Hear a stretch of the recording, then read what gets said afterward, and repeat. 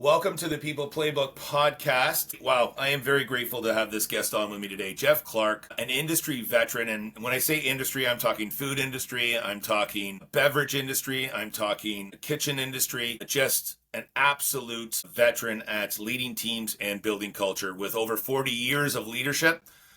Jeff is known for building strong teams, cultures, and just driving growth with those teams. Jeff, I'm grateful for having you on the show today, and thanks for coming. Well, thank you very much, Jason, for inviting me. I'm excited about the opportunity to share some wisdom I've accumulated over the years, and reconnecting with you is going to be great fun.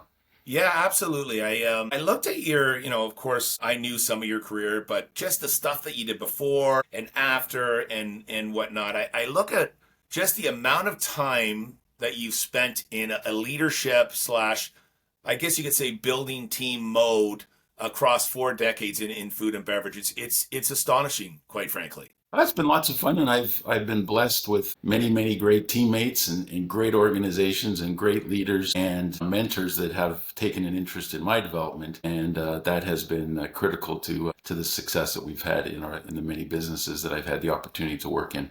Yeah, you say leadership and you say mentors. I take that very seriously because I have a true belief that everybody remembers the best leader they've had, and they also remember the worst leader they've had. Unfortunately, we also remember the worst, probably a little more so than the best. So it's just so important to make sure that you are a good leader because you make a difference in people's lives. And I think we become a bit of a mosaic of all the experiences that we've had. And to your point, exactly, I've had amazing coaches and mentors and leaders. I've seen them in action, and I've also seen some not so great leaders in action. And I like to think of our leadership style as become a quilt of our different experiences. So a patch from this experience, a patch from that experience, and they all get sewn together, and we become a quilt of different leadership experiences. And of course, you can deliberately learn and pay attention to the good ones and try to emulate those as best you can in your own leadership style, but also watching and seeing the ones that aren't quite so effective in your own humble opinion, and doing your best to not reflect those approaches. Yeah, there's always times you say, I'm going to steal that, I'm going to bring that into my toolkit. But then there's those times you say, yeah, I would never do that if I was in that person's position. And nor will I ever adopt that into my style. No, absolutely. Yeah. Absolutely. 4 decades. So what is the leadership principle, let's call it, that has stayed constant with you over those 4 decades? I really do believe it's about people. And one of my one of many mentors, but my first big sort of leadership break, if you will, an opportunity, I was in probably in my mid 30s, I guess, and I was presented with an opportunity that was a really big stretch for me, and the coach, mentor, leader at the time invited me into his office, and he told me, and I tell this story because I think it's important to really understand. So he said, look, he had just pointed me, he said, why don't you come in my office and let's chat for a little while about sort of my expectations and what I think will be important for your success as a leader. So when I went, Mr. Keene with my pen and piece of paper, all ready to take all these notes. So he said, now the very first thing you need to do, and the very most important thing you need to do, is go get the very best people. Go find the very best people to be on your team. So then he went on for a few minutes talking about good people and best people and how you need to ensure that your team is reflective of best practices, of best people, of best leaders. So that went on for a while. And he stopped and said, okay, now the number two thing that you need to do to be a great leader is go get the very best people. So then he went on for another 10 or 15 minutes talking about people and the importance of people. And then finally he said, and number three is go get the very best people. Just in case you didn't understand the first 2 points, please understand the third. But that really stuck with me. And to this day, I have a saying that I like to share with teams and people that I work with, is the team that ends up with the most very best people wins the game. Yeah. I that resonates with me because I often talk about, every business has a strategy, and that strategy is obviously to obtain business results, but the link between those two things is people, right? Absolutely. And if we can make sure that we're we know those people and we engage with those people, we get to our results a lot quicker, right? And people are different. We have to coach them differently, right? Absolutely. And high performers want to perform.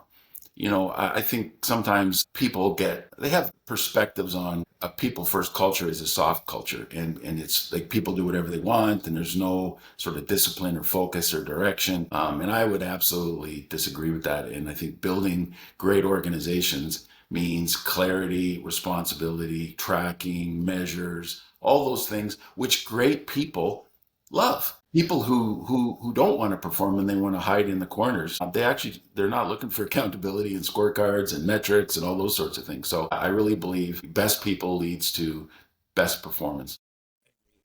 I agree. When you talk about that, so you just said that like some people, like being tracked. They like seeing the list. They pray to God they're at the top of the list. They hope they're not at the bottom. If they're in the middle, they figure it out how to get to the top, right? But how do you actually, well, when the pressure is high, right? We know some people rise to that. We know some people kind of fold to that. But when the pressure is high, how do you keep people aligned and engaged when there are so many different personalities? Well, I think it's clarity in what are we doing. If it's a particular issue or initiative when the pressure is particularly high, it's all about communication. It's about alignment. It's about making decisions, and it's about we're in this together. And I can think of several examples where things were difficult, but it was like we're in this together. I'm in it just like you folks, and here's what we need to do, and let's go get it done. And then it is here's what we need to get done together, but also here's what success will look like when we get there. So everybody's working towards the same end goal. So it's sort of banding the team together to overcome obstacles, to achieve a goal, to create something unique and special. Yeah. And how do you, so when you have that high performing team, because, and I've known some of your team members in the past, Jeff, and they say amazing things about you. And when you do have that high performing team, the others that are kind of trailing along, what do you do to develop them along the way to just make sure that they're part of that high performing team and they change their behaviors and say, hey, I need to be part of this? Well, I think, as a leader, you have to commit to developing, coaching, spending time with people, both the high performers as well as people who may be struggling. And one of the interesting things about a smaller organization that I found versus the big corporates that I spent many years in is there's less places to hide because everybody's got to perform. So, but I really believe like being honest and transparent with people if they're struggling, giving them every opportunity to succeed. But ultimately, they have to be accountable to getting things done, and that's where being explicit about what is required and what success looks like, and then coaching to that and giving everybody ample opportunity. But one of the key things that I found as we built Kitchen Partners and grew exponentially was a number of people actually could grow and grow with the company, but there was people who just hit a ceiling and they just couldn't perform. And that doesn't make them bad people, but it doesn't make them the best person for the situation. So that may mean a different role, or they move on to another spot in an industry. But if you hold the team back with poor performers or somebody that can't sort of carry the can, you're going to hold the whole team back. And people see that. The other team members see that. And high performers want to perform. They want to go quick. And if they have somebody somebody on the team that's not holding them back, as a leader, your responsibility is to ensure that that's dealt with, either coaching, development, a new individual on the team to ensure that we keep growing. I love that. You said coaching, and you said coaching a few times, which I love in leadership. But you said something that resonated was, high performers want to be coached too. Right. And so many times when I'm speaking to leaders around the world, they talk about, coaching that bottom kind of group that's not on that high performing team. And at times I challenge them and I say, hey, you might have this wrong because it doesn't matter if that person's the A+ player. They want to hear your voice as well. And they need to know, like, what else do you need from them? Because when they see your coaching going towards somebody else that's not performing like they are, they're saying, hey, like, what about me, right? Well, it actually plays into another interesting story that I heard again many years ago from a very wise business leader, and in the change and effort, change initiative, the leaders tend to focus on those that aren't performing and don't focus on the ones who are. And his perspective was that in any group of, let's say, 100 people in a company, 10% of those people are going to be rabid A-plus players. They want to go. There's going to be 10 that are detractors. Really, they're hiding in the woods somewhere. They're hiding in the corner. And then there's the group in the middle. There's whatever, the 70-80% that are watching. And if they see the leader spending all the time with the negative and trying to deal with that, they're a little confused about what's really required. So what are you doing over there versus, I think, disproportionate amount of time by the leader to actually focus on that 10% that actually are the A-plus players, because people are watching. Which way am I gonna turn here? So if you can get that 70-80% in the middle, looking to the behaviors and the activities and the deliverables of the A-plus players, you'll have a way stronger team. And eventually the 10% of detractors will go away because they don't feel comfortable being in that environment. So to your point, exactly, spending time there and supporting and coaching and developing and rewarding and recognizing the great work, that sets the tone and sets the direction for the balance of the organization, because that's what you're spending your time as a leader on. As a leader, you're always on stage. Somebody's always watching you. Absolutely. Yeah. Absolutely. So let's talk about, the companies that you've been part of their leadership teams. Some of them are global companies and some of them are more entrepreneurial organizations. If I had to ask you, what shifted most in your leadership approach working for the big corporation, or, hey, I need to be a little more entrepreneurial here, what would you say that would be? It's actually exciting to be in a smaller organization. And excuse me, just as an aside, we were able to attract a lot of big company people to Kitchen Partners, which is a much smaller company. So we went from sort of $500 million business to 20 million, which we grew quickly. But to answer your question, you need to be far more, I mean, the word entrepreneurial is one of that. I can remember back to some of the big corporate days where you have a team of people. So you call up the engineers and say, we have a problem. Can you fix this, please? Or call up, the maintenance team. Can you fix this, please? Or the product development team. Hey, we need this new thing. So there was a broad array of resources available. And in a smaller company, when we first got started, we had a grocery cart full of tools. And if you could turn a screwdriver, you're on the maintenance team, which I was. Yeah. But I think you can have a bigger impact quicker. Yeah. Yeah. Right. And so that's fun. That's really, for me personally, that was exciting. Yeah. And I always felt in big companies, in a leadership role, I now call those positions more custodial. Yeah. Right? Because you can only change so much. If you can improve your business area by 10%, you're actually doing really well. So really, really good leaders can improve by maybe 10%, and ones that perhaps aren't as strong may actually detract by 10%. But when you're in a smaller organization, every decision counts, and you need to make it happen. So what I would say is, to go back to your question, is having a direct impact. You can do things more quickly, but it also brings the accountability of, there's a problem, I got to fix it, right? And I may be the one actually doing it, until you grow the team to a point where, we have a maintenance department. Yeah, we can call on engineers and those sorts of things. So personally, I just found it very rewarding, because you can make a difference in a hurry, and you didn't need to go through 10 layers of approval to make a decision. We make a decision. If we made a mistake, we'd fix it tomorrow. Yeah. That was kind of the modus operandi.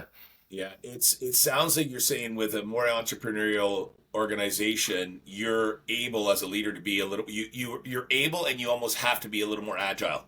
Absolutely. Yeah, yeah. Absolutely. If you could tell me about a moment where, in an organization where you were, where the organization culture actually carried you through a tough challenge.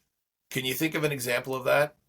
Reflect back on COVID, actually. Yeah. So Okay. imagine our company, Kitchen Partners at the time, we were supporting multi-unit chain restaurants across Canada, some of the biggest, and we chose not to do package retail. We sold essentially to multi-unit chain operators. And what happened to COVID? Their doors closed. So what happened to our book of business? It went from roaring to dark overnight. We had truckloads and truckloads of ingredients inbound. So it was a very big moment for our company, but I would say our culture carried us through. So again, it was, 100 plus people on our team. We didn't have work for them, but we did everything possible to support them. A lot of them went home. There was a number of government programs that we took advantage of, but we were also able to care for people who we didn't have work for a period of time. What I think was, not only did we care and we supported them financially and emotionally, but we communicated like crazy. So a couple of times a week, I would craft a couple of page email out to the whole organization's home email addresses that we had collected. So we kept them very connected. So we followed our core values of our company through that process. Slowly business began to come back. And I don't know that we actually lost one person through the process, but it was a commitment to people, a commitment to the overall team and teamwork and communication to help them understand what was going on, what the future. It was a tough time, but we got through it and came out stronger at the other end. It's funny when you answer that question, you became so passionate about that, and you're very much about people, and it's very contagious when you speak, and it's just so refreshing to see that in a leader, Jeff.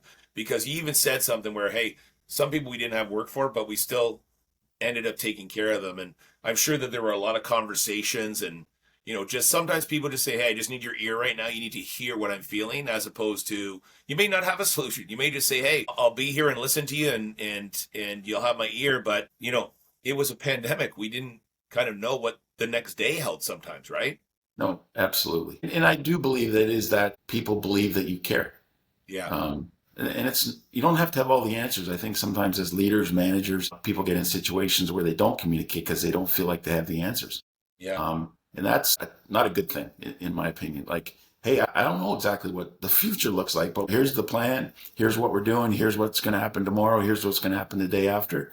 I do know that. I don't know what 6 weeks, 6 months is going to look like, but I think people appreciate that. And just the simple fact of, you're taking the time to communicate in an honest, genuine, authentic way. People respect and appreciate that, and they want to work for companies like that, in my opinion. Sure they do. And they see the authenticity, right? When you're authentic, that resonates. The other side of the coin is when you're not authentic and try to be authentic, it comes across very fake, and it comes across very, insincere, right? I just think authentic leaders, when you communicate, and it's funny when I look back at these shows and I talk to great leaders.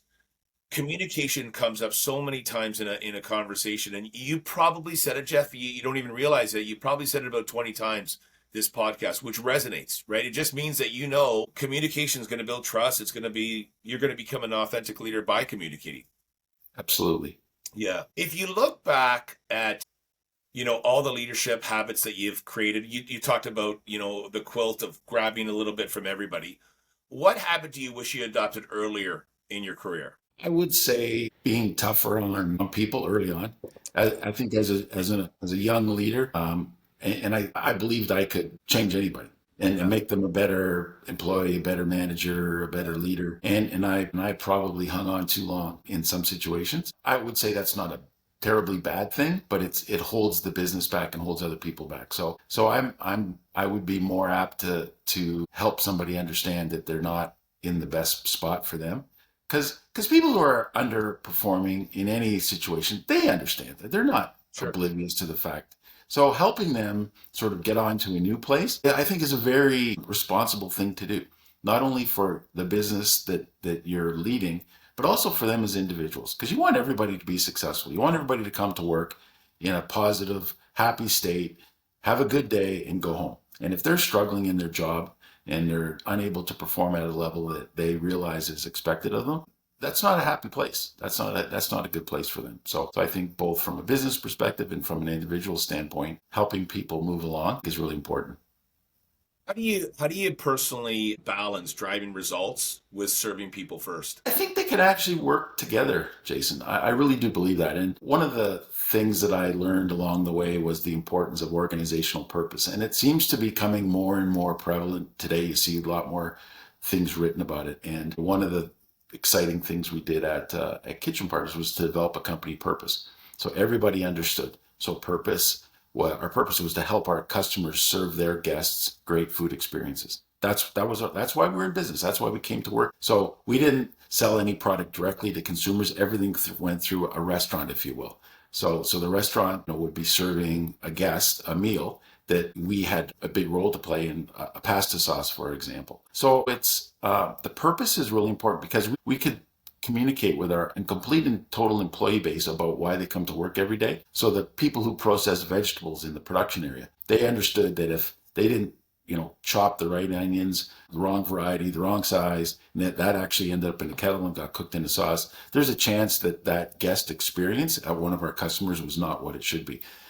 People on the dock, if they ship the wrong product to a customer and a customer somewhere in Canada didn't have, a restaurant didn't have Alfredo sauce to serve to one of their guests, they were actually going to be disappointed because they didn't have that. So we were able to connect the whole team together with our purpose, and that led us to purpose or values. So we had 4 very well articulated values in the company that you could walk the floor and talk to any employee and they could tell you what they were. Because we would do monthly update meetings with our team to explain sort of where we were, what the priorities were, how we were performing as a team. And one of the fun things that we started after a while was to randomly call on people to tell a story about company value. So one of our company values was we put customers first. So we had four values. That would be one of them. So we would call on somebody, and the expectation was that they would stand up and tell a story. Here's what we did yesterday in the batching area to ensure that we had this product available for our customer. Early days, I had to reward that. So there was like $5 bill attached to that. So people, and actually make it a safe environment to tell a story. So if they struggled, to help them out a little bit. But it was fun. For the couple of days leading up to our monthly update sessions, there would be a buzz in the building and people would be telling stories or figuring out stories around each one of the core values of the company. So we made it fun, we made it lighthearted, but it also guided the behavior of people. So with that came, I'm a long way to get to the answer in your question, but that led us to, expectations and performance. So again, I go back to very best people want to perform. People want to understand what's expected. People want to understand what success looks like. So whether it was a balanced scorecard, whether it was a metric, specific production metric, people understood what was required and they wanted to achieve that. So we could put people first, but also our team performed. So again, I think some folks, they think, if you're going to be people first, it's you leave performance behind. And I completely disagree. The right people with the right focus, direction, and alignment with some key metrics and a focus on those metrics will lead to phenomenal performance. Yeah, I agree. I think that people love clarity. And the other thing I'm a strong believer in is people don't get up in the morning and say, hey, I want to be average today. People get up and they want to win, right? They want to do something, right? And you just have to, as a leader, figure out, how do I get that out of the person based on who they are, right? And just work with them. People don't say, get up in the morning and think, hey, you know what? I want to screw up today. They think I want to be part of this. We got to figure out how they're going to be a part of it. Absolutely. And come to work in a safe environment where they can contribute, and that everybody's going to make a mistake or two, but it's not going to be punitive. And I'm not going to have somebody over my shoulder telling me what to do every second of the day. I mean, I think that's in the management terms. People want to come in and make a contribution within defined parameters of their position. Yeah. You said a contribution there, which leads me to kind of what I want to get your thoughts on. So you've worked in many businesses, and often when we're working for a mature business or even a business that has had some road time, innovation sometimes suffers, and we start kind of getting into the same old. How do you as a leader approach innovation, and how do you keep it alive within your organization? I think there's a few things. Foundationally, another one of the core values at Kitchen Partners is we're always improving. Always improving. Yeah. So that it's in the bedrock and foundation of the company. So whether it's a new product, a new process, a new widget, whatever it may be, we're always looking for a better way to improve things. So that it's not uncommon for us to be trying to find new things, because that's what we do every day. So the expectation is, if you're chopping onions on the line, how do we do it better? How do we do it better? And whether you're in the kitchen or whether you're a sales representative working with one of the customers, how do we improve? How do we get better? So it starts there. And then I think it's being open to stimulus from lots of different places, whether it's trade shows, whether it's trade magazines, talking to customers. What are they looking for? What are their issues and opportunities? So I think asking great questions of people that you serve, it leads to opportunities and ideas that would be called innovation in the way I think about it. But without a culture that embraces getting better every day, it's really difficult, I think, to expect people to be looking for new and different ways of doing things because it may not be central or core to the way the business is being run. Yeah, be curious, right? When we're curious as leaders, we get some great ideas. And sometimes the answer is within our organization. I talk to leaders all the time, obviously, and some of the best ideas come from within, right? By just listening to the person that's chopping the onions on the line. Sometimes they say, "Hey, I'm doing this every day, and I can tell you what a great idea would be." And if we listen to understand, we can actually get a pretty cool thing happen in our company. And do something about it, right? That's the trick. Don't ask a question unless you're prepared to do something with the answer, right? Yeah. I think that's really important because I think lots of people ask lots of questions, but nothing ever happens. Embarrassingly, one of my very first days at Kitchen Partners, I was walking the floor, talking to employees and back to the folks who were chopping onions. I said, "How can I make your job easier? How can you be better? Could you please just get us sharp knives? We've been asking for sharp knives for months." The next day we had, the knife guy there with a whole array of new knives. So they got to select what kind of knife they wanted and they had sharp knives. Well, that changed everything with that group. That was the beginning of my responsibility is to help you be better and help you be more productive and help you be happier. So sharp knife is way easier to cut onions. But I think those opportunities exist in so many organizations, but people aren't asking. Yeah. Or they asked a question and somebody said, could we please have sharp knives? Yeah. And you don't do anything about it. Well, then it's like, well, you don't care about me. You don't care about, my success on this team. It's funny. I could just see a leader going in there thinking, they're going to tell me about this huge strategy I need to follow or this massive idea that I have to take on and see if we can do it. And then they say, "Hey, can we get some sharp knives?" It's just something so simple that makes such a difference in their lives that it actually equates to a much better product, service, and drives the company forward.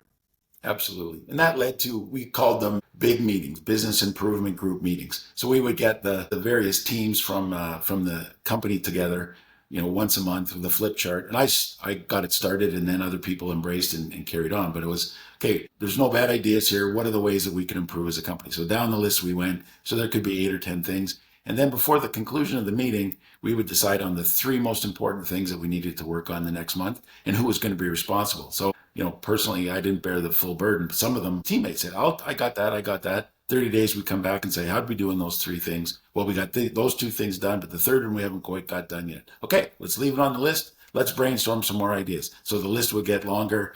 We would pick 3 things. And it spurs, improvement, and it demonstrates commitment by leadership to actually helping them be better and to be more, be successful, I guess. Yeah, absolutely. Communication. Jeff, what advice would you give leaders about sustaining culture and just, making sure culture is strong during growth and change? I think, first of all, you have to have that foundation. So purpose, vision, values. So, why do we exist? Where do we want to be? And what are the values? And that needs to be, embedded, I'd say, in an organization.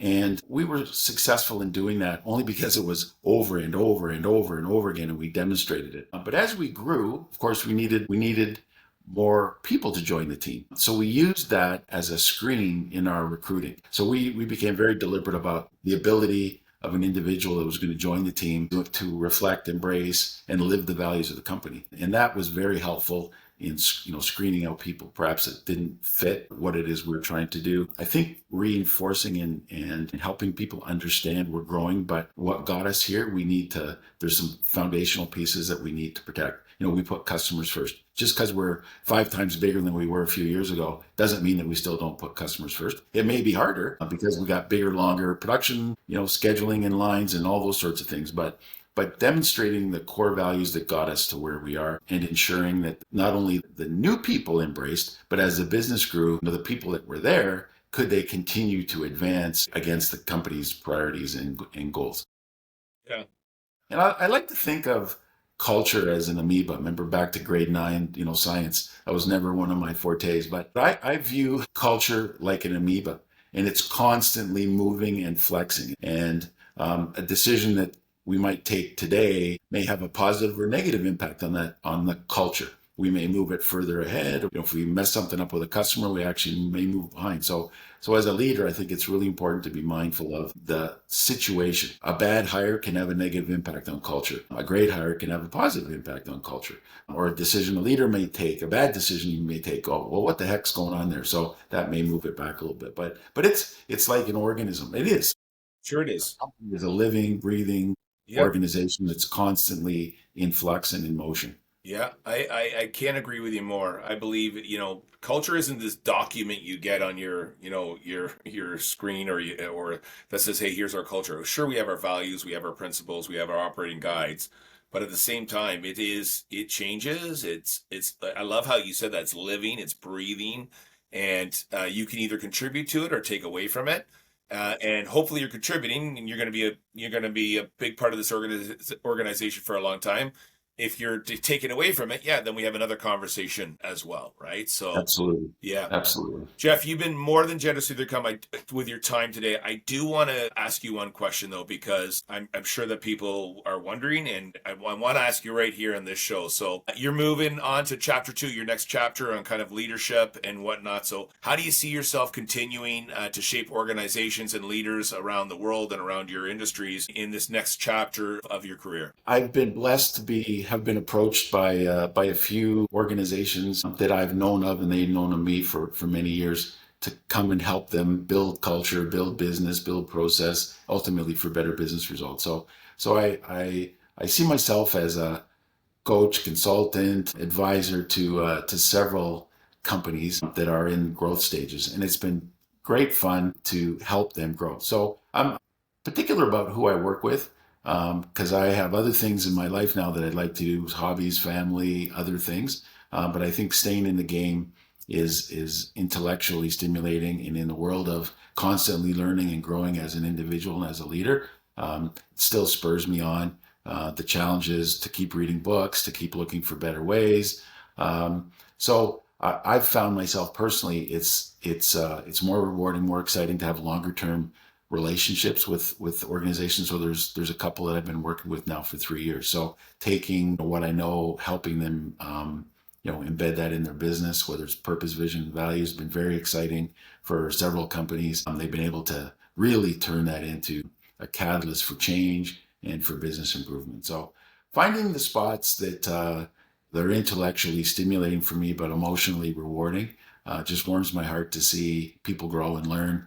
And in a number of those situations, I can step back. So 3 years ago, I might have been helping write the plan or writing the plan. Now it's the annual plan gets written by somebody else, and I provide some coaching and guidance, which is fabulous. As opposed to some situations where you get asked to come in and provide a perspective. So you go in and you do the proverbial deck, the PowerPoint deck, and you make a presentation and you leave and nothing happens, and it's not particularly rewarding for me. So yeah. Well, you spoke about what you know, and I can tell you this for our listeners: you know a ton, right? And I encourage everybody, if you want to just spend a great half an hour picking Jeff's brain on leadership and culture and values and whatnot, he is an absolute phenomenal resource to do that. Jeff, with that, again, you've been gracious with your time today. I appreciate you. I appreciate what you do. You are, like I said earlier, your leadership style is contagious. It oozes in the way you answer questions and the way you have a conversation. And I just appreciate your leadership style. Hopefully people see that and say, hey, I can pick a little something out of his leadership style and add it to my quilt and add that to my tool belt. So with that, I thank you and I wish you nothing but the best. thank you very much, Jason. It's been a real pleasure to be here. Keep doing the work you're doing, because it just helps people and improves people's lives. Yeah. Going to work every day in a positive, constructive environment where you're respected and it's safe, it goes a long way to make people happy and help improve their lives. So I appreciate keep up the great work. Thanks, buddy. I appreciate you. Thanks so much. Take care. If you loved that session and that conversation as much as I did, would love to have you join our People Playbook community in the link below.